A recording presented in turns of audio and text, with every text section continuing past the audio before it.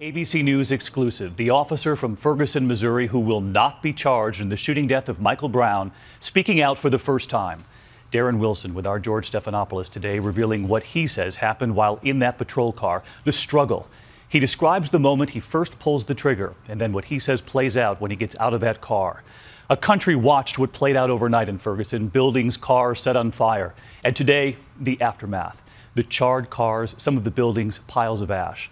And tonight, a nation now hears from the officer at the center of this case. Let's get right to George, who's just back from Ferguson tonight. And George, you were telling me you sat down with him for an hour and a half, nothing off the table here. He answered every question, and we went step by step through those fateful moments on August 9th. He said he saw Michael Brown walking down the middle of the street on the yellow line. He asked him to move over.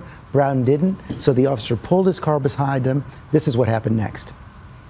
I'd gone to open the door and get out of the car. And when I did so, as I was opening the door, I said, "Hey, come here for a minute." And that's when he turned and said, "What the are you going to do about it?" and slammed my door shut on me. Slam the door shut? Yes. I used my door to try and push him back and yell at him to get back. And again, he just pushed the door shut and just stares at me. And as I look back at him, all of a sudden, punches start flying. He threw the first punch? Yes. He threw the first one and hit me in the left side of my face. Because, you know, some of the witnesses have said that they saw you trying to pull him into the car. That would be against every training ever taught to any law enforcement officer. I don't know what or how many hit me after that. I just know there was a barrage of swinging and grabbing and pulling for about 10 seconds. And then what?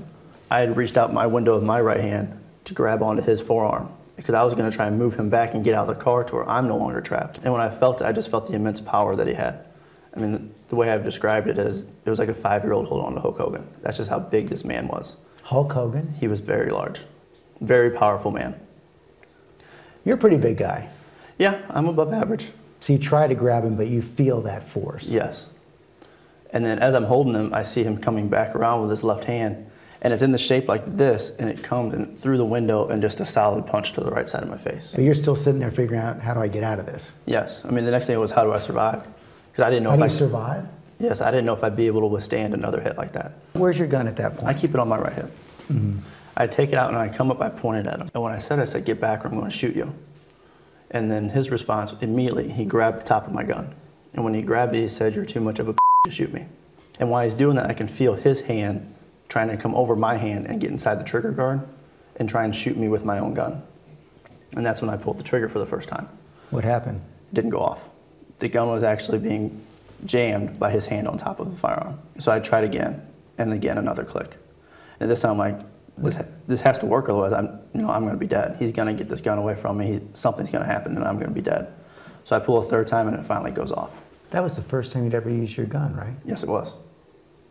In all your years as a police officer? Yes. And then what happens? He gets even angrier. His aggression, his face, the intensity just increases. And he comes back in at me again. I was looking at him, I was just like, racket, expecting another hit, and I put my gun up and fired. Then I go to exit my car.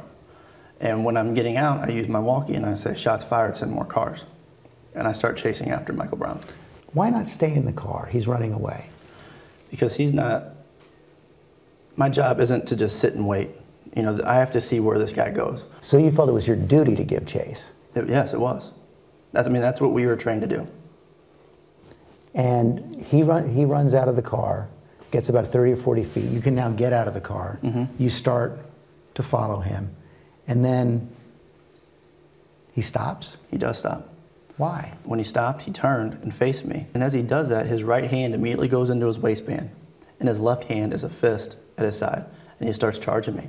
What did you think when you saw that? I didn't know. I mean, my initial thought was, is there a weapon in there? Even though he hadn't pulled something out earlier when he was confronting you? It was still just the unknown. And again, we're taught to, let me see your hands. As you know, some of the eyewitnesses have said, at that moment when he turned around and put his hands up. That would be incorrect. No way? No way.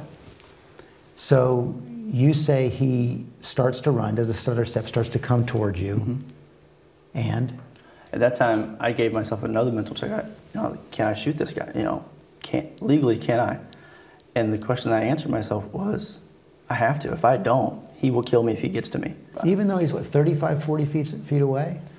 Once he's coming that direction, if he hasn't stopped yet, when's he gonna stop? After he's coming at me and I decide to shoot, I fired a series of shots. and paused. What did you see? I noticed at least one of them hit him. I don't know where, but I saw his body kind of just flinch a little. And after that, I paused and I again yelled, stop, get on the ground, giving him the opportunity to stop. And he ignored all the commands and he just kept running. And so after he kept running again, I shot another series of shots. And at least one of those hit him because I saw the flinch. Well, this time he's about 15 feet away. So I start backpedaling because he's just getting too close and he's still not stopping. He gets to about 8 to 10 feet, and as he does that, he kind of starts to lean forward like he's going to tackle me. And I looked down my barrel of my gun and I fired, and what I saw was his head, and that's where it went. Right in the top of his head? Yes. You'd never even shot your gun before, and now a man is dead. Mm-hmm. After the supervisor got there, I gave him the brief rundown of what had happened. What'd you tell him? I told him that I had to shoot somebody. And he asked me why. I said, well, he had grabbed my gun and he had charged me and he was going to kill me. So you killed him first? Yes. Is there anything you could have done differently that would have prevented that killing from taking place? No. Nothing? No. And you're absolutely convinced, when you look through your heart and your mind, that if Michael Brown were white, this would have gone down in exactly the same way? Yes. No question? No question. You and your wife, I don't even know if this word is appropriate anymore. What is your dream going forward? Like I said, we just want to have a normal life. That's it. I guess it's hard to have a normal life after someone is lying dead. Mm-hmm. Something you think that will always haunt you? I don't think it's a haunting. It's always going to be something that happened. You have a very clean conscience. The reason I have a clean conscience is because I know I did my job right.